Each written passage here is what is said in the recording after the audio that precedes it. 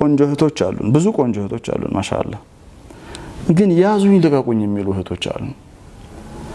በቃ እኔ ቆንጆ ነኝ ያዙኝ ልቀቁኝ ሲስተር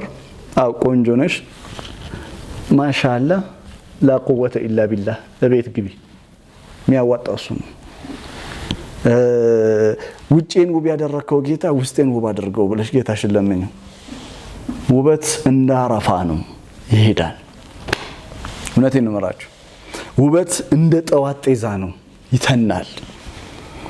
እኔ ቆንጆ ነኝ ብለው እኔ የሆነ ነገር አለኝ ብለው በራሳቸው ዓለም ለራሳቸው ዓለም ሰርተው ራሳቸውን እየተገዙ የሚኖሩ ሰዎች አሉ ታውቃለህ ለውበታቸው 3 ሰዓት የሚፈጁ ሰዎች አሉ ቆሞ ራሳቸውን ሲያስተካክሉ 3 ሰዓት በየቀኑ